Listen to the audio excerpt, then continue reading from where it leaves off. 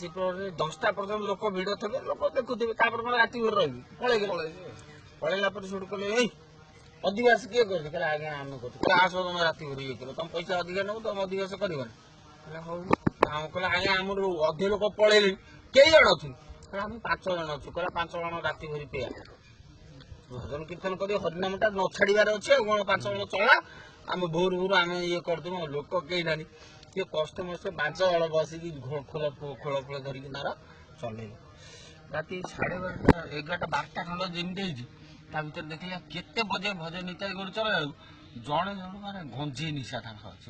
Time ଯେମିତି ହେଇଗଲା, ନାମ ଛାଡ଼ିବେ ନା, ଭଜ ନିତାଇ ଗରୁ ଜଣେ କହୁଛି ଭଜ ନିତାଇ ଗରୁ ରାଧେ ଶ୍ୟାମ ଜପ ହରେ କୃଷ୍ଣ ହରେ ରାମ କହିକି ଏକ କଗଳେ ମୂର୍ତ୍ତି ଯିବ। ଆଉ ସେ ତାର ପଳେଇଲା କୁଟା ତା ପାଖକୁ ଯାଇ ଗଣ୍ଡେ ମାରିଲା, ଯେମିତି ନ ଫେରିଲା 15 ମିନିଟ୍ ଆଉ ଜଣେ କହୁଛି ଭଜ ନିତାଇ ଗରୁ ରାଧେ ଶ୍ୟାମ ଜପ ହରେ କୃଷ୍ଣ ହରେ ରାମ। କହିଲା ମୁଁ ଯାଇ ଡାକିକି ଆଣି ରହିଲେ 3 ଜଣ, ସିଏ ପଳେଇଲା ଅଧଘଣ୍ଟା ପର୍ଯ୍ୟନ୍ତ, ସିଏ ଆଉ ଆଇଲା ପଳେଇଲା। ଇଏ ଯୋଉ ଆଉ ଯିଏ ପାଳିଆ ଖୋଳ ବଜଉଛି ଜଣେ ନାମ ଧରି, ତାକୁ କହିଲା ଆରେ ଭଜ ନିତାଇ ଗରୁ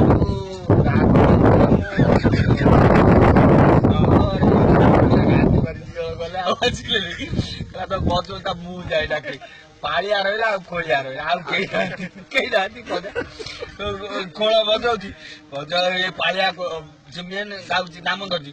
କହିଲା ଭଜ ନିତାଇ ଗରୁ ରାଧେ ଶ୍ୟାମ ଜପ ହରେ କୃଷ୍ଣ ହରେ ରାମ। କହିଲା କୁଆଡେ ଗଲା ଭାଇ ଖୋଳିଆ ବେଳା?